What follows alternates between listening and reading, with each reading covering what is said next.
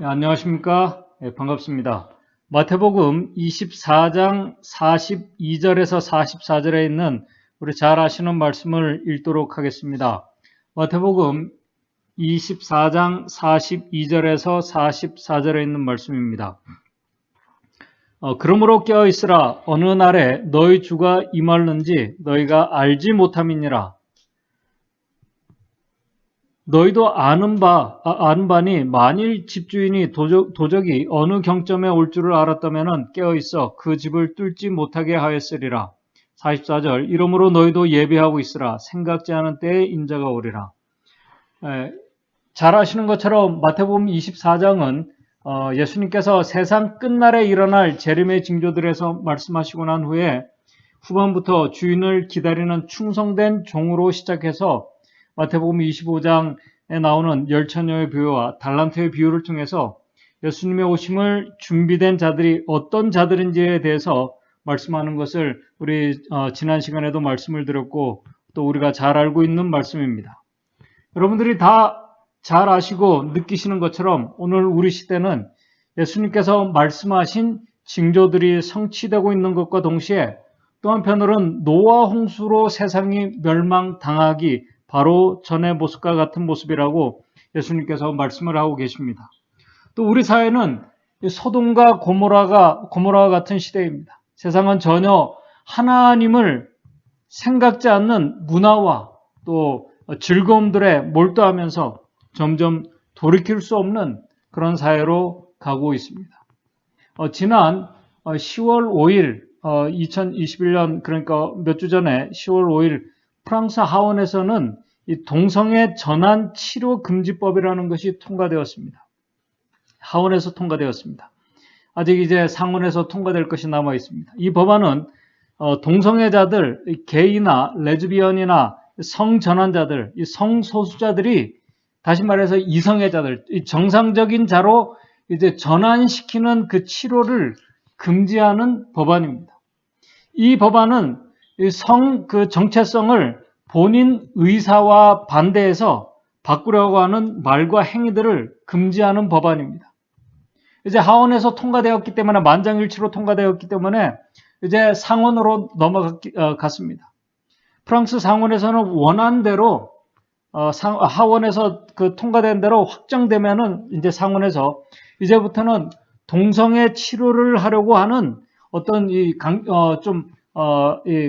강제적으로 치료를 하게 하려고 하는 종교인들이나 어떤 치료자들에게 2년 이하의 징역이나 3만 유로, 그러니까 뭐 한국 돈으로 한 4천만 원 정도의 벌금을 물게 된다고 합니다. 만약에 미성년자인 성소수자의 부모가 자녀의 그 성 정체성을 치료하려고 한다면은 부모라고 할지라도 그 자녀의 성 정체성에 대해서 부모가 치료하려고 한다면은 성소수자의 그 부모라고 할지라도 3년 이하의 징역, 벌이 더 이렇게 중합니다. 4만 5천 유로, 약 6천만 원 정도의 무거운 처벌을 받게 된다는 법안입니다. 그래서 이 프랑스 남녀 평등, 이 다양성, 이 기회균등 담당 장관인 엘리자베스 모네로라는 이 사람은 이 장관은 성소수자는 치료받아야 할 대상이 아니라고 이렇게 말합니다. 그냥 나 자신이 되는 것은 이 범죄가 아니라고 말합니다. 이 동성애와 같은 타락의 사회적인 타락의 이 물결은 카톨릭 국가인 유럽에서 이 프랑스가 프랑스의 천주교인들이 83%가 넘습니다. 기독교는 2%도 되지 않습니다. 이런 이 카톨릭 국가에서 유럽에서 시작된 이 동성애와 같은 이런 물결들이 지금 미국으로 또 세계로 계속 확산되고 그 법안들은 점점 더 강해지고 있습니다. 어찌 보면은 이 세상의 타락이 이제는 소돔과 고모라보다 더 강력한 법으로 하나님의 그 창조의 사역을 거역하고 또 타락해 가고 있는 마지막 시대의 모습을 우리가 지금 보고 경험하고 있습니다. 또 지금 우리 기후 변화 때문에 세상 기업과 또 물가들이 불안하고 요동치고 있습니다. 교황이 이 기후 변화에 대한 이 세계 지도자들과 종교 지도자들 모두에게 협력을 호소한 후에 각 나라들의 정책이 바뀌고 있습니다. 이제 탄소 배출량을 줄이기 위해서 섬유, 화학, 산업자재, 중공업, 반도체 모든 사업의 방향에 영향을 주었고 그 결과 이 수량이 생산량이 제한되기 때문에 왜냐하면 탄소 배출을 제한하고 있기 때문에 이 물가 상승과 이 반도체 부족 현상과 같은 이 혼란이 이 세계 각곳에서 일어나고 있습니다. 우리는 이런 정치와 이 기후 변화와 이 정치와 어떤 그 사회적인 이슈와 결정들이 이제 종교와 결탁하게 될 때 이런 것들이 하나님의 백성들을 억압하는 그런 수단으로 사용될 것을 우리가 생각할 수 있습니다. 사실 이 기후변화로 인한 이 탄소 배출을 줄이려는 이 정책들은 지금 사실 우리의 삶에 직접적인 영향을 주고 있습니다. 물가가 상승하고 또 공급량이 부족한 현상들이 일어날 때 우리는 당연히 우리의 삶에 어떤 이 염려를 할 수밖에 없게 됩니다. 이런 모든 것들은 우리가 앞에서 잠깐 말씀을 드린 대로 주의 오심을 가까이 알리는 징조들 가운데 한 모습임을 우리가 잘 알고 있습니다. 그런데 예수님께서는 이런 징조들을 말씀하시면서 마태복음 24장 42절 44절 오늘 본문의 말씀에 아주 귀에 익숙한 말씀을 하십니다. 이러므로 너희도 예비하고 있으라. 생각지 않은 때에 인자가 오리라. 예수 그리스도의 오심은 생각지 않은 때에 어느 날 갑자기 임하게 될 것을 말씀하고 있습니다. 그래서 세상 징조들이 성취되어가고 있는 이 상황을 보면서 어떤 이 믿음의 성도들 중에 이런 질문을 합니다. 주님, 언제까지 우리가 이렇게 이곳에서 살아야 합니까? 언제까지? 이 말씀은 언제까지 어떻게 이 재림의 징조들이 우리가 이 일들을 경험하면서 우리가 살아갑니까 하는 그런 질문입니다. 또 반대로는 예수님 언제쯤 오십니까? 그런 질문입니다. 그런데 바로 여기서 우리 재림 성도들이 이런 질문을 하기에 앞서서 우리가 먼저 생각하고 알아야 할 아주 중요한 것이 있습니다.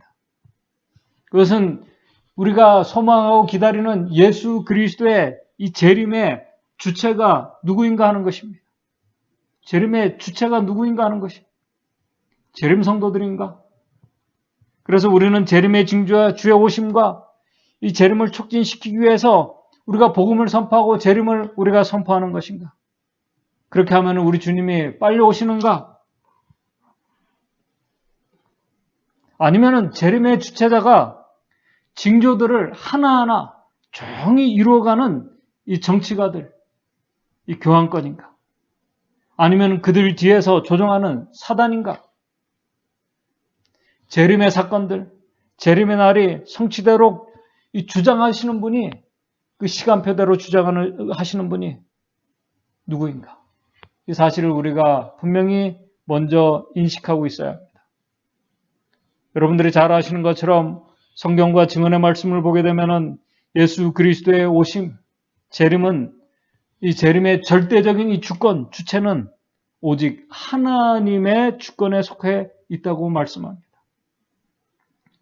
오늘 우리의 사람들이 이렇게 하고 저렇게 해서 성취되고 이루어지고 촉진되는 것이 아니라는 것입니다.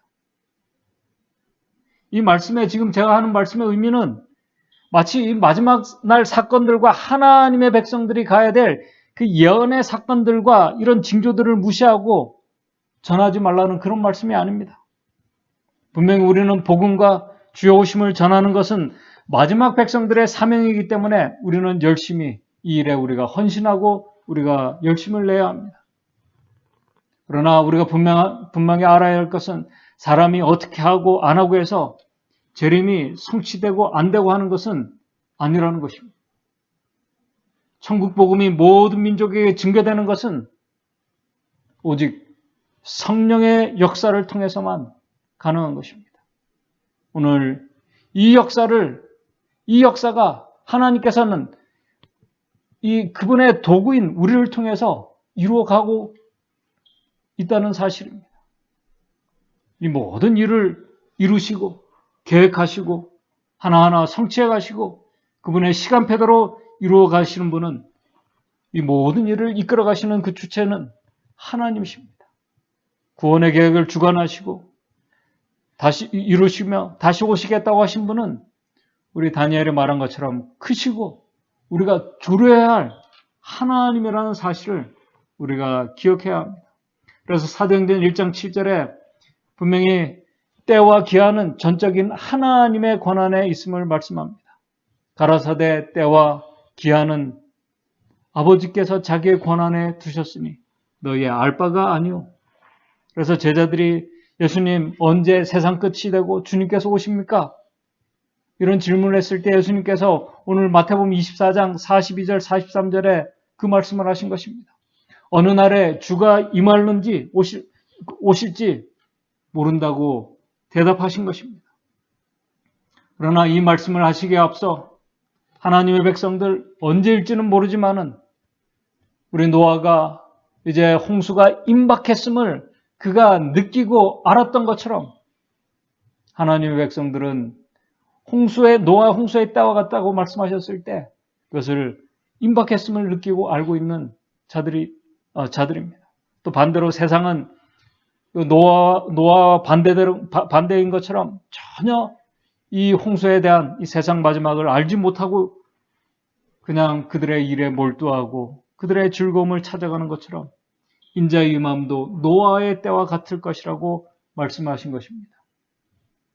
예수님의 재림은 소돔과 고모라가 멸망당하는 아침에 자기의 일상을 위해서 오늘처럼 바쁘게 움직이며 열심히 일하고 있을 때, 또 우리가 전에 오래전에 이 쓰나미가 이 도시를 향해서 오고 있는 것을 사람들이 이렇게 멀리서 보면서 바다에서 이루어지고 있는 그 장관을 보면서 와, 저것이 무엇인가? 저게 뭐야? 하면서 놀라고 감탄하고 있을 때, 또 한쪽에서는 그 도시에서는 그 사실조차 전혀 모르고 그들의 일에 몰두하고 있을 때, 또 그것이 와, 저게 뭐야? 하면서 감탄하고 그것을 바라고 있는 자들에게 재난이 갑자기 닥친 것처럼, 그래서 그것을 보고도 그들이 피하지 못한 것처럼 주의 오심도 그렇게 될 것을 예수님께서 말씀하셨습니다. 어느 날에 너희 주가 임할는지 알지 못합니다. 예수님의 이 말씀은 어떻게 생각하면 오늘 우리가 예수 그리스도 오심을 준비하는 이 신앙, 이 재림신앙을 이 경제적으로 할 수 없다는 그런 말씀입니다. 경제적으로 할 수가 없어요. 내가 원하는 대로 할 수 없다는 것입니다. 예수님께서 오실 때가 다 되었기 때문에 그 특별히 주어진 이 특별한 기간과 시간에만 우리가 잘 예비하고 준비하고 있는 것처럼 준비하고 있는 것이 참된 이 재림신앙이 아니라는 것입니다. 주의 오심을 위해서 준비되었다는 말은 때와 시기를 말하는 것이 아니라 우리 달란트에 비유해서 이 달란트를 잘 사용해서 이윤을 남기고 있는 충성된 종의 모습을 말씀하고 있는 것입니다. 우리는 이 달란트에 비유해서 이윤을 잘 남기고 있는 것이 바로 그들의 품성이 주인의 모습으로 닮아가고 있는 변화되어 가고 있는 것임을 우리가 증언의 말씀을 통해서 우리는 알고 있습니다. 이 일은 우리가 생각하는 어떤 특별한 기간이나 때에 그 시간을 우리가 잘 예배하고 준비한다고 되는 것이 아니라는 것입니다. 마태복음 24장 25절에 이 착하고 충성된 종은 주인이 오실 시간이 다 되어서 자기가 생각하는 어떤 시간 동안에 잘 그때에 맞게 장사를 하고 이윤을 남긴 것이 아닙니다. 성경에 그런 말씀이 전혀 없습니다. 증언의 말씀도 그것이 없습니다. 주인은 떠나가고 언젠가는 올 것인데, 그러나 언제인지는 모르지만은 주인이 자신에게 이 달란트를 위탁한 그 의도가 무엇인지를,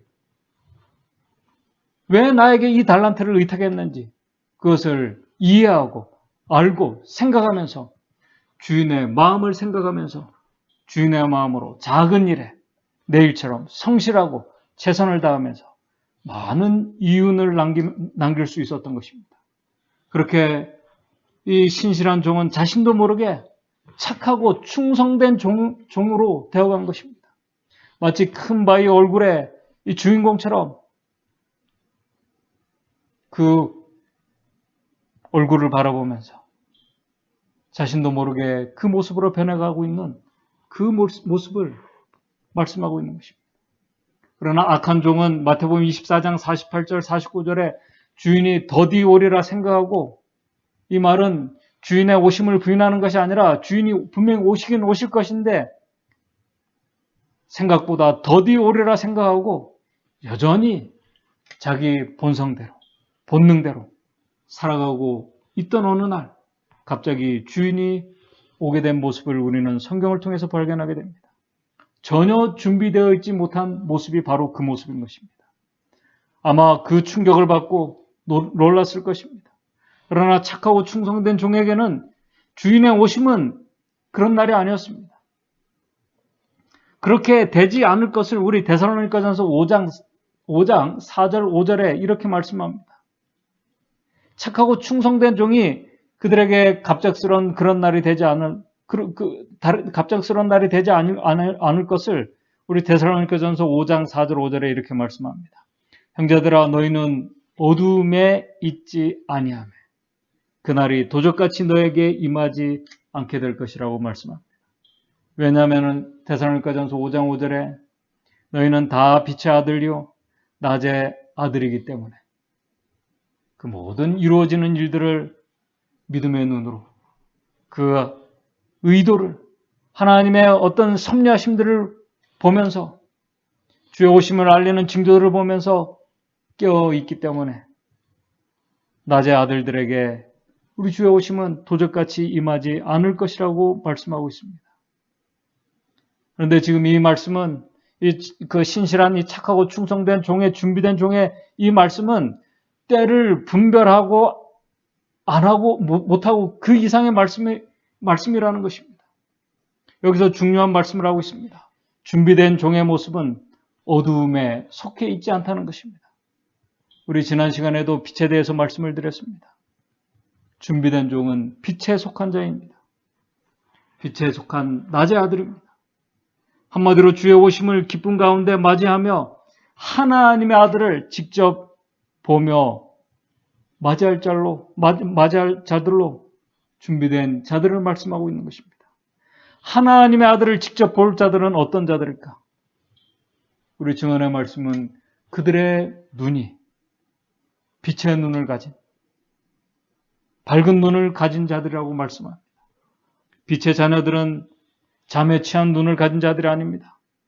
그렇다면 여기서 질문은 어두움에 속해 있는 어두운 눈을 가진 자들, 어떻게 그들이 밝은 눈을 가진 자들이 되었는가? 그 대답이 바로 요한계시록 3장 18절에 나와 있습니다.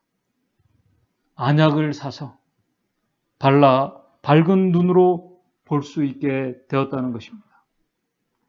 볼 수 없는 자들이, 어둠에 속한 자들이, 눈먼 자들이 안약을 사서 밝은 눈으로 볼 수 있게 된 것입니다. 우리 하나님의 말씀의 이 눈은 여러분들이 잘 아시는 것처럼 마음을 나타내고 있습니다.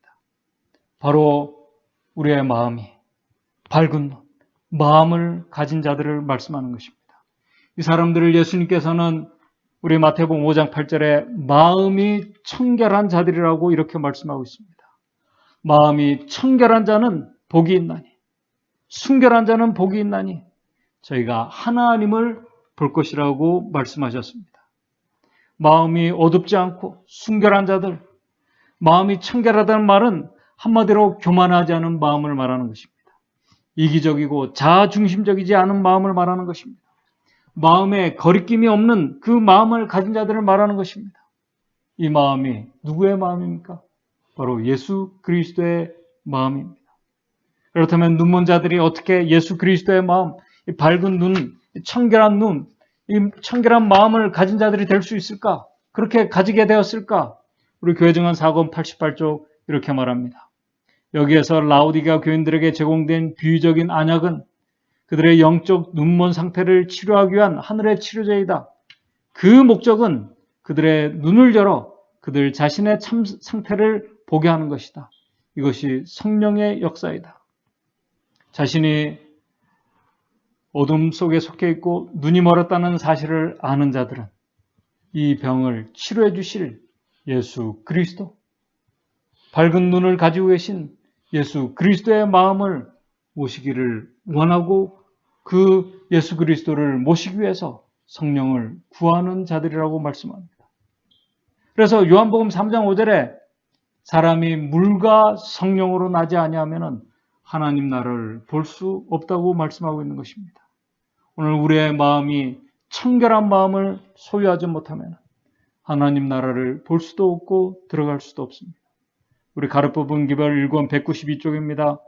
우리는 날마다 하나님의 영의 가르침을 받아 우리의 영혼과 품성에 성령의 역사하심이 작용하도록 해야 한다.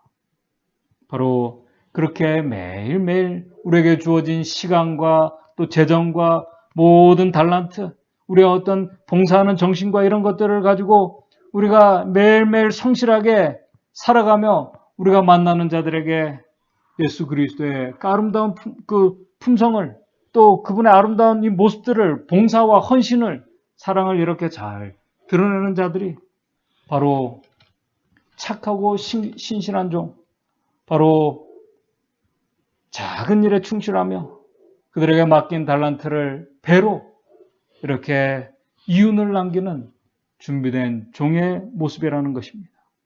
이제 말씀을 정리하겠습니다. 오늘 우리 주님의 오심 재림은 인간이 아닌 하나님께서 계획하신 시간 속에서 그분이 정하신 때가 차야 분명히 성취될 것입니다.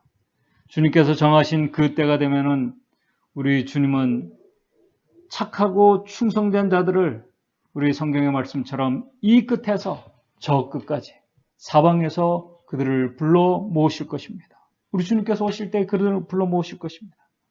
그러나 그 때가 되기까지 그 과정에서 하나님의 백성들은 알곡으로 익어가는 과정을 경험해야 될 것입니다.